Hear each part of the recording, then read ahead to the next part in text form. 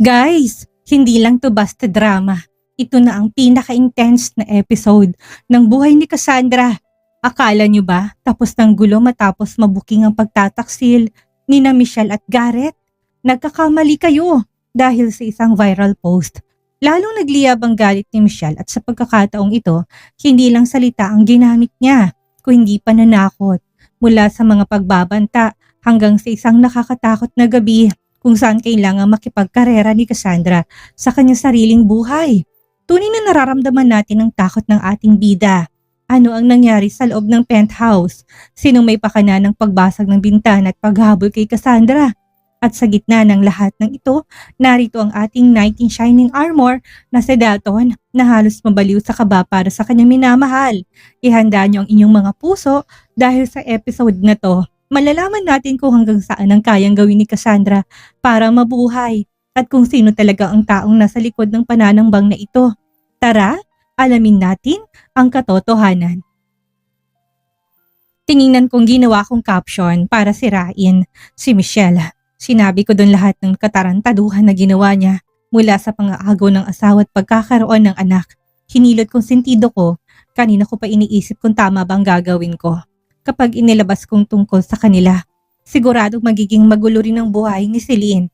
Wala namang nagawang kasalanan sa akin ng bata, kaya ayaw ko madami siya sa gulo ng mga magulang nito. Napapabuntong hininga na lang ako dahil nagdadalawang isip ako na i-publish yon. Pero kung wala akong gagawin, patuloy na sisirain ni Michelle ang pangalan ko. Masyado siyang makakampante dahil hindi ko siya pinapatulan. Muli kong tinignan ang sinulat ko sa computer ko.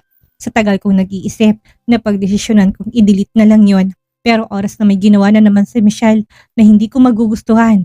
Pasensyahan na lang talaga kaming dalawa. Tinuon ko na lang ang atensyon ko sa mga gagawin ko. Napatingin ako sa pintuan nang bigla itong bumukas na para bang galit na galit. Kunot noo kong tiningnan si Garrett. Sisirain mo ba yung pintuan? Inis kong saad sa kanya. Napapikit ako ng hampas ni Garrett ang lamesa. Bakit Cassandra? Bakit kailangan mong gumaya kay Michelle? Kung gusto yung siraan ang isa't isa, bakit kailangan yung idamay ang mga inosenteng tao na nasa paligid nyo? Naiintindihan ko naman na galit ka sa kanya. Pero bakit kailangan mong idamay si Celine? Galit na galit niyang wika. Kitang-kita ko pang mga litig niya sa noo dahil sa matinding galit. Napalunok ako. Plano ko palang gawin yun, pero paano niya nalaman siya kaanong dinamay? Hindi ko nga tinuloy, hindi ba? Anong sinasabi mo? Naguguluhan kong tanong sa kanya. Napaatras ako nang hampasin niya na naman ang lamesa. Napapaisip tuloy ako kung deleted na ba talagang napindot ko kanina o publish. Masaya ka na? Oo, malaki ang kasalanan namin ni Michelle sa'yo. Pero sana naman pinalampas mo na si Celine. Handa naman akong pagbayaran ang mga nagawa ko. Pero bakit kailangan mo sirain ang tahimik na buhay ng anak ko? Hindi ka pa ba nakontento na sinabi mo sa publiko tungkol sa relasyon namin ni Michelle? Talagang pati picture ng bata hindi mo pinalampas. Lalong nagsalubong ang mga kilay ko. Hindi akong nag-post ng picture ni Celine at ni minsan hindi yun pumasok sa isip ko. Hindi ko alam ang sinasabi mo. May diin kong sagot sa kanya. Muling bumukas ang pintuan at pumasok na naman si Michelle na galit din. Alam ko nga abutin niyang buhok ko at mukha ko pero tumayo na ako. Walang hiya ka talaga, Cassandra! Sumusobra ka na talaga! Galit niya ring sigaw sa akin. Hilaw na lang ako natatawa sa pambibintang na naman nila. Do you have a proof? Bago kayo sumugod dito dahil kung wala ba kayong kadala-dala? Sagot ko na rin. Akma sana ko sasaktan ni Michelle nang pigilan siya ni Garrett. Tumigil ka nga Michelle, huwag mong idaan sa dahas. Pagpipigil ni Garrett sa kanya. Ang bilis magbago ha? Ano? Wala na akong karapatan na magalit? Sa tingin mo wala akong gagawin sa ginawa niya? Alam ko namang siyang naglabasan tungkol sa ating dalawa tungkol kay Celine. Siya lang naman na nakakaalam ng tungkol sa bagay na yon. Angal niya kay Garrett. Napapataas ang kilay ko sa kanya. Sigurado ka ba? Ako lang ba talagang nakakaalam ng tungkol sa ginawa ninyo? Gumaganti ka? Sige. Tatanggapin kong ganti mo sa akin pero sana hindi mo nilabas ang tungkol doon. Sumobra ka Cassandra. Natawa na lang ako sa kanya. Ako pang sumusobra ngayon sa dami ng nagawa niya sa akin. Tumigil na kayong dalawa. Huwag niyong guguluhin si Cassandra. Napatingin ako kay Daddy Anton na pumasok na rin ng office ko. Hinila niya si Garrett at kinanelyuhan to. Kapag may nangyayari sa inyong dalawa ng babae mo, Kay Cassandra kayo kagad dumidiretso? May patunay ka na ba, Garrett, na si Cassandra nga naglabas ng kagaguhan mo? May diing saad ni Daddy Anton. Natahimik naman si Garrett. Gago ka talaga, Garrett. Wala ka pa rin kwenta. Pinagsisisihan kung ginawa ka pang tao. Sa halip na piniliwanag yung skandal nyo kay Cassandra pa kay dumiretso. Wala na talaga kayong kahihiyan sa dalawa. Galit na wika ni Daddy Anton. Pinipigilan niya lang ang sarili niya na wala siyang magawa sa anak niya. But Dad, naiintindihan ko naman na galit siya sa amin. Pero ibang usapan na hindi namin niya si Celine. Angil ni Michelle. Don't call me Dad. Dahil iisa lang ang manugang ko. Nasaan ang pruweba mo na may kinalaman si Cassandra? Hindi naman nakasagot si Michelle. Galit kong tinignan si Michelle. Bakit pa sa akin siya nagagalit? Umalis naman na si Garrett. Garrett! Tawag ni Michelle sa kanya. Pero dere-derecho nang lumabas si Garrett. Hindi ako titigil hanggat hindi ko nalalaman ng totoo, Cassandra. At kapag nalaman ko na may kinalaman ka, hindi ko yun palalampasin. Pagbabanta niya sa akin saka siya umalis. Sinaktan ka ba nila? Tanong ni Daddy Anton. Hindi po nila nagawa. Hindi na ako magpapatalo sa kanila dahil hindi punching bag ang katawan ko para saktan nila. Sagot ko naman. Napatango-tango na lang si Daddy Anton. Nakita mo na ba ang post sa lahat ng social media tungkol kay Michelle at Garrett? Umiling naman ako. Mabuti kang tao, Cassandra. Alam ko yun, kaya imposibleng magagawa mong idamay si Celine. Wala naman akong pakialam kung gawin mo ngang expose ang affair ni Michelle at ni Garrett. Pero yung idamay si Celine, hindi mo yun magagawa. Tipid lang akong ngumiti. Nang makaalis si Daddy Anton ay humarap na ako sa computer ko at sinearch ang pangalan ni Michelle. Naging popular kaagad ito kaya unang-unang lumabas ang post tungkol sa kanya. Binasa kong caption nito kahit na mahaba. Sa dami niyang nalalaman, mukhang kilalang kilala niya si Michelle. Kasama nga ang picture ni Celine sa post at hindi man lang ito pinalabo para sana sa privacy ng bata. Sino nag-post nito? Usal ko sa sarili ko. Napapahilot na lang ako sa sentido ko dahil isinama niya rin ako bilang dating asawa ni Garrett. Walang masyadong nakakaalam ng tungkol sa amin ni Garrett. Pero dahil sa ginawa ng nag-post, alam na rin ng buong empleyado ng kumpanya ang tungkol sa dati naming relasyon. Naging maingay ang kumpanya dahil doon. Tila may pakpakang chismis dahil mabilis itong kumalat. Nang lumabas ako sa office ko ay nakatingin sa akin ang mga empleyado. Baka sang awa sa mga mata nila. Hindi ko kailangan ng awa nila dahil naka-move on naman na ako. Ngayon malinaw na sa akin kung bakit ang init ng dugo ni Michelle kay Miss Cassandra. Rinig kong bulungan pa ng mga to. Hinayaan ko na lang sila at nagtungo ng design studio. Tiningnan ko kung ano nga bang natapos nila. Cassandra, sagot ko kay Desiree na hindi niya nililingon. Okay ka lang ba? Napatingin na ako sa kanya dahil bakas ang pag-aalala sa tinig niya. I'm perfectly fine. Sagot ko pero nanatili nag-alala ang mukha niya. Tinignan ko silang lahat at pare-pareho silang nakatingin sa akin. Nakita namin yung post tungkol sa nangyari sa inyong tatlo. Dati ka palang asawa ni Garrett, pero nasirang relasyon niyo dahil niloko ka niya at sa kapatid mo pa talaga. Sambit din ng isa. Napapabuntong hininga na lang ako saka ko silang hinitian para ipakita sa kanila na okay na ako. Naka-move on na ako. Kinalimutan ko na yon kaya wag niyo na akong isipin. Wika ko. Kung naka-move on ka na talaga, bakit pinili mong dito magtrabaho? Alam mong nandito ang ex-husband mo. Do you want to win him back? Si Joanna naman na nagsalita. Joanna, yung bibig mo. Pagsusuway ni Desiree sa kanya. I'm just asking. 1 taon pa lang ang business na to ng mga Chavez. Maraming mas malalaking kumpanya ang gustong kunin si Cassandra. Kaya nagtataka lang ako kung bakit mas pinili niya dito. Kuryosong saan ni Joanna. Wala namang bahid ng galit ang tanong niya. She's just curious. Dahil may shares din ako sa kumpanyang ito. Of course, kailangan ko ring angat ang business namin dahil bahagi ako ng kumpanya. Sagot ko, natahimik naman si Joanna. Nakuha niya na ba ang sagot na gusto niyang marinig? Oo, ex-husband ko si Garrett pero hindi ibig sabihin na pinili ko magtrabaho dito ay dahil yun sa kanya. Okay na ako, naka-move on na ako at hindi niyo kailangang maawa sa akin dahil lang sa pinagpalit ako. They are not worth it. Wika ko saka ko muling ibinalik ang attention ko sa ginagawa nila. Wala naman na nagtanong sa kanila. Nagwawala si Michelle, wika na isang staff na kararating lang. Saan? Mahinang tanong ng isa pero rinig ko naman. Nagwawala siya sa marketing department kung nasaan si Garrett. Tinatanong niya kung sino sa kanilang nag-post sa kanila sa social media. Pinagahagis niya yung mga computer sa kanasampal siya ni Sir Anton at ni Ma'am Dahlia. Bulungan nila. Napatingin ako sa nag-uusap. Nandun pa rin ba sila? Tanong ko, tumango naman ito kaya umalis na ako. Nagtungo ako sa marketing department at hindi pa man ako nakakarating pero rinig ko ng sigaw ni Michelle. Alam kong nandito rin ang taong yon at nakamasid sa lahat ng kilos namin. Kapag nakita ko siya, maghihiwalay talagang mga buhok niya sa anit niya. Kitang-kita ng malalaking litid ni Michelle sa leeg dahil sa matinding galit. Nagkalat ang mga gamit sa sahig at ilang mga computers. Malakas sa sumigaw si Michelle na parang nababaliw na. Nanilisik ang mga mata niyang tinignan ng mga empleyado. Ang hirap sa kanya, inuuna niyang galit niya kaysa mag-imbestiga na muna.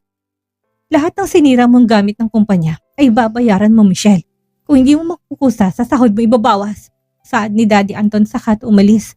Gumilid naman ako para padaanin siya. Ikaw! Napatingin ako kay Michelle. Akala ko sa empleyado siya nakatingin pero sa akin. Tinaasan ko siya ng kilay. Ikaw ang may dahilan ng lahat ng ito. Ikaw ang nagkwento at nagpost, hindi ba? Ikaw lang naman yung may galit sa akin. Sigunyo takma sana ako lalapitan ng may humarang ng mga empleyado sa harap ko. Ikaw na nga kabit, ikaw pang matapang. Ang gagaling niyo talagang mga kabit, no?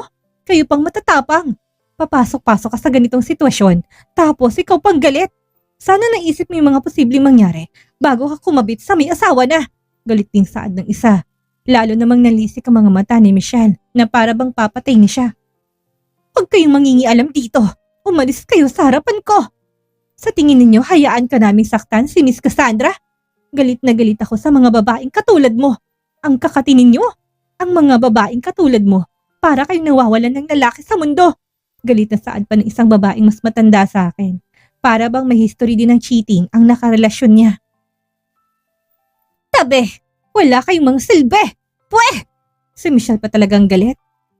Okay ka lang ba, Miss Cassandra? Kapag sinaktan ka ng babaeng yun, sabihin mo sa amin at kami nang bahala sa kanya. Ganda lang naman ang meron siya pero utak, wala. Ngumiti at nagpasalamat na lang ako sa kanila bago ako umalis. Ininom kong ginawa kong carrot juice habang nag-scroll sa social media ko. Sirang-sirang pangalan ni Michelle. Napapangiti na lang ako. Tawagin na nila ako masama dahil masaya ako sa nangyari sa kapatid ko. Wala akong pakialam. Habang nagbabasa ako ng comments ay may nakapukaw ng atensyon ko. Hanggang Pilipinas pala ay nagkakalat pa rin ng lagim si Michelle. Hindi na talaga siya nadala sa ginawa niya sa France. Bilib na talaga ako sa kapal ng mukha na meron siya. Hanggang ngayon ay mga agaw pa rin ng asawa. Dump account ang nag-comment pero alam kong kilala nito si Michelle. Hindi nga nagsisinungaling si Johan. May mga naging issue na rin talaga si Michelle pero magaling lang ang agency niya para pagtakpan ng lahat ng yon. Kadiri! Hindi kaya siya nandidiri sa sarili niya. Asawa ng ate niya, inakit pa para walang lalaki girl ha? Lahat ng mga comments ay panghusga at pangbabatikos kay Michelle. Enough ko ng cellphone ko saka ko inubos ang carrot juice ko. Naupo na ako sa sofa saka binuksan ng TV. Deserve ko naman na magpahinga. Shit! Sigaw ko na may marinig ako na basag. Mabilis ako napatayot na patingin sa glass window ko. Biglang bumilis ang tibok ng puso ko dahil imposibleng mababasag na walang dahilan ang glass window ko. Matibay yun at kahit napukpukin ko yon, hindi yun masisira. Depende na lang kung may gagamitin talaga. Oh my God! Napasigaw ako at napasigaw dahil sa pangalawang ingay, nabasag ng glass window. Natataranta akong lumabas ng penthouse ko. Tanging cellphone lang ang dala. Hindi ko na nakuha ang susi ng sasakyan ko dahil nasa loob to ng kwarto. Wala rin ako sapin sa paa nang lumabas. Kung ikukulong ko naman ang sarili ko sa kwarto, I'm sure makakapasok ng walang hirap ang taong gusto kong saktan. Habang tumatakbo ko patungong exit, ay dinadial kong number ni Delton. Hindi ako dumiretso sa elevator dahil baka maabutan niya ako. Sa hagdan na ako dumaan. Delton, please, someone is after me, help! Sigaw ko habang tumatakbo pababa ng hagdan. Nang butik ako mawala ng balanse na bitawan kong phone ko. Wala akong nagawa kundi panoorin itong bumagsak hanggang sa ibaba. Napatingala ako nang marinig kong pagbukas ng pintuan. Mabilis na akong tumakbo. Napapamura na lang ako dahil napakataas pa naman ang building na to. Sinusubukan kong buksan ang mga pintuan pero nakalakang mga yon. Wala akong choice kundi ang gumamit ng hagdan. Hanggang saan ang kaya kong tumakas. Hindi ko alam kung may katapusan pa bang pagtakbo ko. Pagod na ako, tingal na hingal na. Sa tuwing sinusubukan kong buksan ang mga pintuan sa bawat floor ay nakalakang mga to. Napapahawak na lang ako sa para alalayan ang sarili ko. Kaya ko pa ba? Makakaabot pa ba ako hanggang sa ibaba? Pagod na ako. Hanggang dito na lang ba ang buhay ko? Bakit anong kailangan nila sa akin? Are they want me dead? Wala naman akong ginagawa sa kanila para umabot sa ganito. Napapaluha na lang ako habang naghihinang bumaba ng hagdan. Pakiramdam ko anumang oras ay babagsak ng katawan ko. Nanlalabong mga mata ko dahil sa mga luha ko. Takot na takot ako. Takot pa akong harapin si kamatayan. Mabilis kong pinunasan ng mga luha ko at pinilit pa rin bumaba. Hinang-hinaman pero pinipilit kong makahakbang pa rin.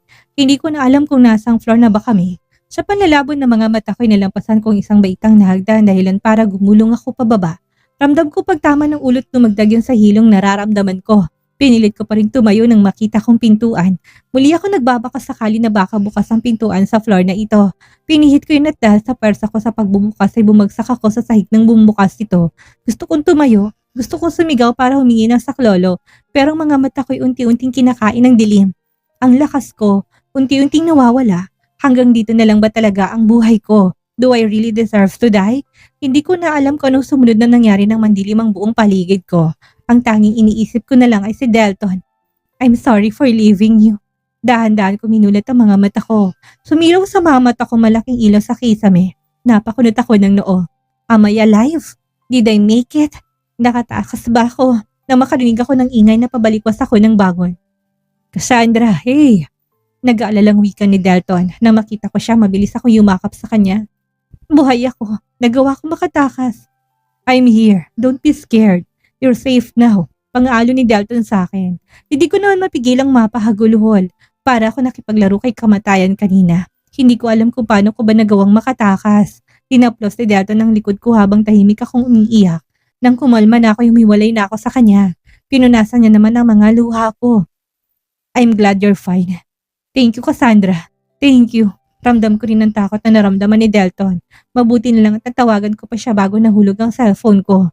Nahuli niyo ba siya? Tanong ko. Hindi pa, pero ongoing ng investigation. Sagot niya, napatingin ako sa iba pang nandito sa loob ng kwarto.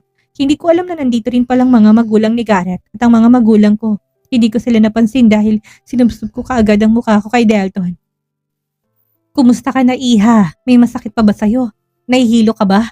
Nag-aalalang tanong ni Daddy Anton. Bakas ang pag-aalala sa mga mukha nila. I'm fine po, sagot ko. Napahawak ako sa noo ko, may bandage yun. Posibleng dahil sa pagkakahulog ko sa hagdan. Magpahinga ka na muna, anak. Kami nang bahala sa paghanap sa taong nagtangka ng buhay mo kagabi. Saad ni Daddy? Kagabi? Ibig sabihin umaga na ngayon? Tumango na lang ako sa kanila. Naupo si Mommy Dahlia sa gilid ng kama ko saka ko niyakap habang tahimik na umiiyak. You scared me to death, Cassandra. Akala ko mawawala ka na sa amin. Salamat at ligtas ka. Salamat at nagawa mong makatakas. Humihikbi niyang saad. Napapaluhan na lang din ako dahil sa kanya. Ang pagmamahal niya para sa akin ay parang isang tunay na anak. Okay na po ako, Mom. Okay na po ako. Wika ko. Nanginginig pang boses ko. Kapag naalala ko nangyari kagabi, kinikilabutan pa rin ako. Muntik na akong paglamayan. Ano bang nangyari? Anong ginawa mo bago ka umalis sa penthouse mo? Tanong ni Mommy. Inalala ko naman ang nangyari. Manunod sana ako ng drama na makarinig ako na parang nabasag. Kwento ko sa kanila ang nangyari hanggang sa pagtakas ko gamit ang hagdan. Sa 12th floor ka na nawalan ng malay. Exhausted ka na dahil sa tama mo sa ulo nawalan ka ng malay. Saad ni Delton. Base sa mga witness, wala namang sumunod sa'yo pagkalabas mo ng pintuan. Binuhat ka kagad ng nakakita sa'yo. Nakasalubong ko naman sila sa lobby at buhat-buhat ka ng isang lalaki. Duguan ang ulo mo at naliligo ka na rin sa sarili mong pawis. Pagkukwento ni Delton. 12th floor, ibig sabihin matagal talaga akong tumapakbo pababa ng hagdan. 41st floor ang building na yon at hindi ko akalain na makakarating ako hanggang sa 12th floor. Magpagaling ka at magpalakas, Cassandra. Pupunta lang kami ng presinto ngayon. Pagpapaalam ni Daddy Anton ay kinatango ko na lang. Nagpaalam na silang lahat kaya kami na lang ni Delton ang naiwan dito sa kwarto. Nang kami na lang ay mabilis ako niyakap ni Delton. Akala ko mawawala ka na sa akin. Akala ko hindi na kita makikita ulit. Takot na takot ako, Cassandra. Nang marinig kong paghingi mo ng tulong sa cellphone, halos mabaliw ako habang nasa biyahe. Ikaw na lang iniisip ko. Salamat at kahit nanghihina ka na, pinilit mo pa rin na makatakas sa taong yun. Pangako hindi ako titigil hanggat hindi ko sila nahuhuli. Ako mismong papatay sa kanila. Baka sa matinding galit sa boses ni Delton. Alam kong pinipilit niya lang na maging kalmado kapag may kasama kaming iba. Pinaupo ko siya sa gilid ng kama ko saka ko hinawakan ng mga kamay niya. Natakot ba kita? I'm sorry about that. Pinilit ko mabuhay at makatakas dahil ikaw ang iniisip ko. Natatakot ako na baka may gawin ka sa sarili mo kapag nawala ako. Sad ko. Hinalikan niya ang likod ng mga palad ko. Tumulo naman ang mga luha niya doon, kaya niyakap ko siya. Nakasandal ang ulo niya sa dibdib ko habang tahimik siyang umiiyak. Ramdam ko ang takot niya. I can't imagine the fear and pain he must have felt as he worried about my safety. Muntik na tayong mawala ng bida sa episode na to. Ramdam na ramdam kong takot ni Cassandra habang tumatakbo siya pababa ng hagdan. Hindi alam ko sino humahabol sa kanya sa dilim. Ang aral ngayong araw? Ang tunay na kulay ng tao lumalabas kapag sila'y desperado na. Nakita natin ang sobrang pagkadesperada ni Michelle. Nawala na siya ng bait at handa na siyang pumatay para lang pagtakpan ang kanyang mga pagkakamali. Pero huwag kayong magkamali, ang ganitong klaseng pag-uugali ang magdadala sa kanila sa kailaliman. Gaya ng sabi ni Dalton, hindi siya titigil hanggat hindi nahuhuli ang may sala. Sa kabila ng lahat ng sakit at takot, nakita rin natin kung gaano kahalaga si Cassandra kay Dalton. Iba yung makitang isang matapang na lalaki na umiiyak dahil sa sobrang pag-aalala. Yan ang pag-ibig na totoo, hindi lang sa saya kundi lalo sa gitna ng panganib. Pero heto ang tanong natin para sa susunod na episode. Sinong tunay na nagtangka sa buhay ni Cassandra? Si Michelle ba talaga ang utak o baka naman may iba pang kalaban na nagtatago sa dilim? At ngayong alam na ng lahat ang tungkol sa dati nilang relasyon ni Garrett, magiging mas ligtas ba si Cassandra o lalo lang siyang mapapahamak? I-comment nyo ng inyong kaba at reaksyon sa nangyari kay Cassandra. Huwag kalimutang i-like, i-share at mag-subscribe. Keep safe everyone and always remember to value those who love you.